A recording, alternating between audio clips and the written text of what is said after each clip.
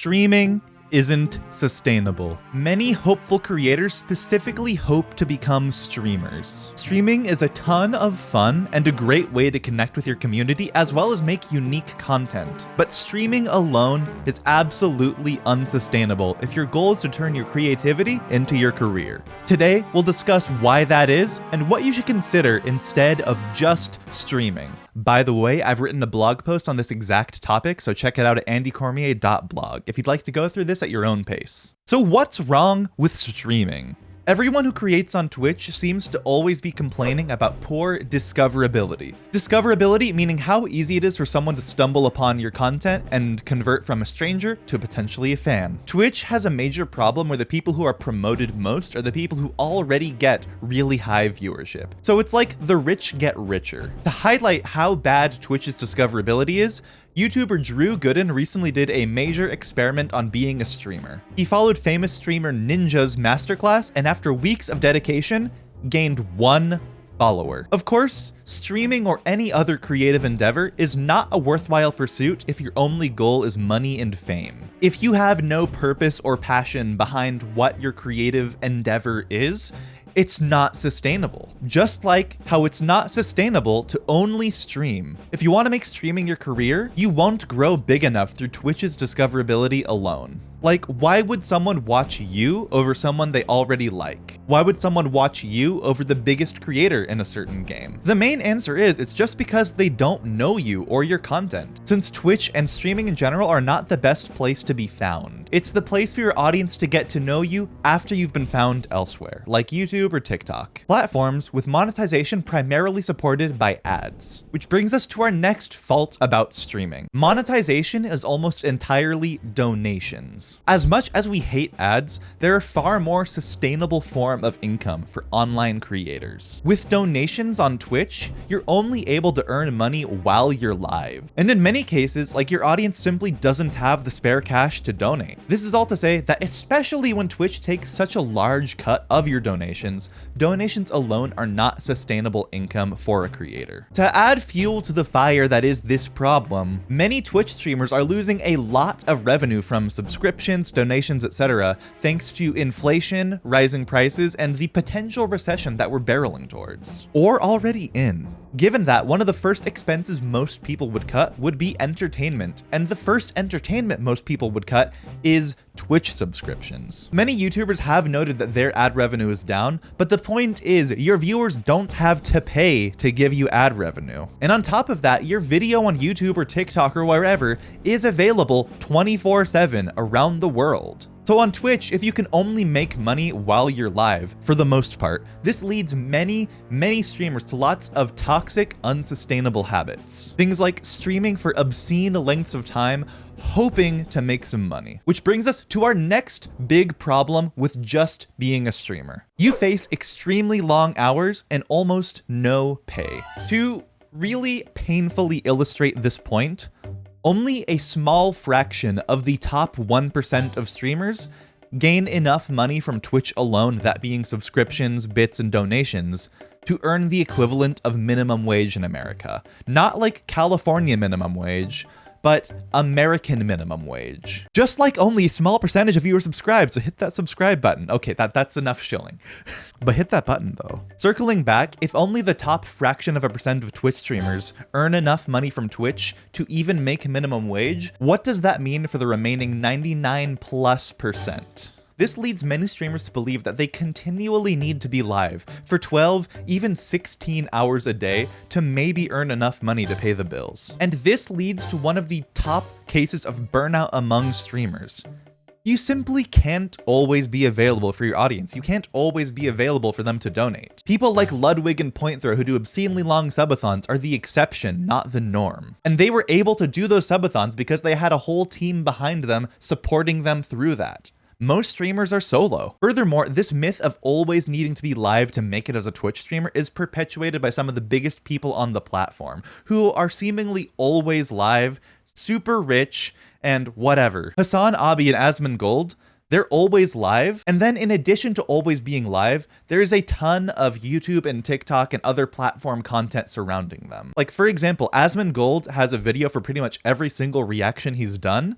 And that's absolutely outsourced to an external editor, because how else is Asmongold gonna be live for 12 plus hours a day? And once again, this problem is compounded that the people who are already at the top are the ones that Twitch promotes. The rich get richer. More or less, on Twitch, you are only making money if you're live. To be sustainable as a creator, your content needs to be an asset that works for you long after you've made it, so that you can take care of yourself too. If it's just a hobby and you don't care about the money, you can ignore everything I'm saying. But if you want your creativity to be a career, you can't just be a streamer. Instead, you need to be a multifaceted creator. While I'm seeming to be against streaming, that is simply not the case. My objective is to show you how you can make streaming a great part of a larger, more comprehensive, creative strategy. Again, this is if your goal is to make content creation your career. First off, there are things you can do with streaming that you cannot do with on-demand platforms like YouTube or TikTok. The biggest strength of streaming is the community building element. You can build your community by replying to comments on YouTube, engaging with your fans on Twitter, things like that. But the absolute best way for your community to build a connection with you is connecting with them while you're streaming. Do things that you can't do in pre-recorded formats and make the most of streaming as a medium. Like talk with your audience, let them ask you questions, let them give you video suggestions. Share ideas with them. If you're more on the gaming side, try challenges that involve your audience. There's this amazing utility called crowd control, where your audience can donate to make things happen to you in a game. So for example, in Super Mario 64, someone could just pay to have you die, and you have to restart a level. That's so fun to do with your audience, and you can only do that while streaming. These are just a few brainstorming points, and it should get you started, but the point is that streaming is arguably the best way to connect with your audience, and there's so much unique content that can only be done through the medium of streaming. Unique content, which you can then optimize to turn into more content like videos and TikToks. Which brings us to the next point for how to stream more sustainably and use it as a piece of your content creation career. Optimize your content. Consider your streams the first step of your content optimization pipeline. But every step beyond streaming is the most important part for your growth. First, let's define content optimization. Content optimization is the act of making the most out of the content that you make. If you have one idea, one stream, one whatever, it can be turned into multiple pieces of content across multiple platforms. One good idea cannot just be a stream, but it can also be a video, if not multiple videos, several TikToks, a Twitter thread, a blog post. This is what I do. I have a video idea, I write a blog about it, then sometimes I might make a Twitter thread about it, and then it becomes a video. And then that video is often cut into TikToks that have standalone bite-sized content and pieces of wisdom. Okay, saying that I make pieces of wisdom sounds really pretentious. Multiple pieces of information, educational material. Yeah, let's go with that.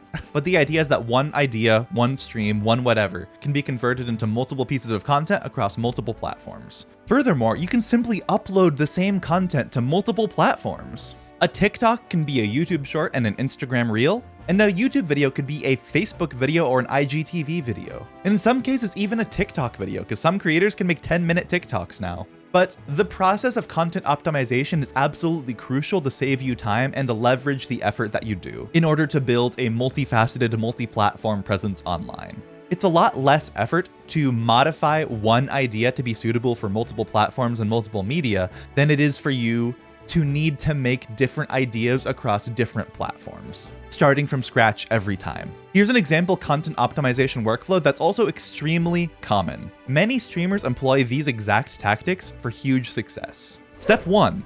Brainstorm unique stream ideas with the idea that this content will eventually become a very clickable video. And that includes developing some sort of narrative cohesion, like an interesting challenge or something like that. Step 2, after you've planned it, stream the content. If applicable, you might use something like the Stream Deck timestamp utility to leave markers for yourself throughout the stream to make editing easier. Step 3, edit the content into a video. For longer form videos on YouTube, potentially add edited intros that explain the narrative of the challenge or the premise or the concept or whatever. And consider using YouTube's chapter utility to add clarity and structure to your ideas. Number 4, decide on your best clips and share them on TikTok, Instagram Reels, Shorts, and even Twitter. These clips serve the purpose of helping promote your stream and your videos, but they should stand alone as well. This workflow has short form content like TikToks and Shorts, helping to promote your long form content like your YouTube videos, which then helps to promote your stream. Most of your revenue will come from YouTube and other long form content or any donation platforms you have like Patreon or Ko-Fi, but the YouTube videos you make are derived from your stream. So this cycle will continue, and it allows all of your content to work together and help you grow. I should make a more detailed post on content optimization. That's a good idea. But the main takeaway is that you should structure your streams with a strong premise, strong narrative, and some type of cohesion to its ideas, that it is very easy to become a more discoverable piece of content like a YouTube video or multiple TikToks. Many of the most successful streamers use this exact tactic, and they have grown like crazy. So we'll do a few micro case studies. First, let's look at Ludwig. His stream is planned to typically have ideas that become like multiple videos. Not every segment makes the cut, but through outsourcing his editing, he can completely focus on streaming, planning his ideas, and stuff like that, which is probably what he enjoys most in that process. Another example would be Atriok. He has like a macro weekly structure with things like Marketing Monday. This repetitive structure helps make planning even easier for him, and it helps utilize his own expertise in marketing because he is a marketer for NVIDIA, and it helps to make interesting optimizable content with great premises and great narrative cohesion. Another great example is Point Grow. He does a lot of unique challenges across many games, namely Zelda and more recently Pokemon. These challenges almost always have some sort of really unique, engaging premise, or really wacky premise. And these things end up being extremely clickable for YouTube. YouTube is by far Point Crow's largest audience, despite Twitch being the platform he creates on. And Point Crow as well outsources at least some of his editing. Last, another great example is the VTuber Girl DM. She utilizes her unique premise as a VTuber and great comedic skills to primarily focus on making her streams as highlightable as possible. These highlights have exploded on TikTok and helped her grow all of her platforms. I actually worked with her when I worked at Discoverability Media. She's really nice and really good at what she does. The point is, content optimization lets you hedge the unsustainable downsides of streaming,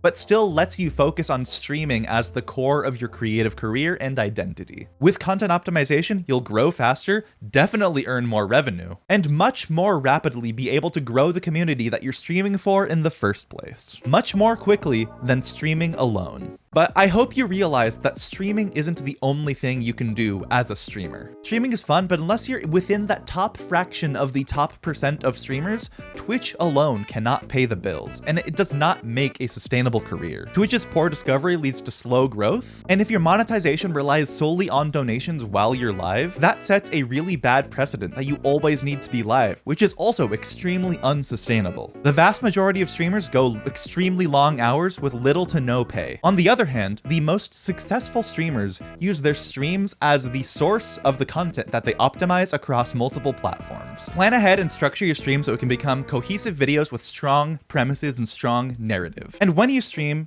try to make the most of what can only be done live, like challenges, getting to know your viewers, and building that community. And I repeat, if your goal is only to stream for fun, don't worry about anything that I'm saying here, unless you just really like the more business side of being a creator. However, turning your creative endeavors into a career takes treating it like a business, and changing the way you see your stream will absolutely help with that. Another way to make streaming more sustainable as a career is to pursue brand deals, but not every brand deal is built equally. Watch my video on the times you might not want to pursue brand deals. You might be surprised. Leave a like, subscribe for more, and watch this video next. Best of luck and happy creating.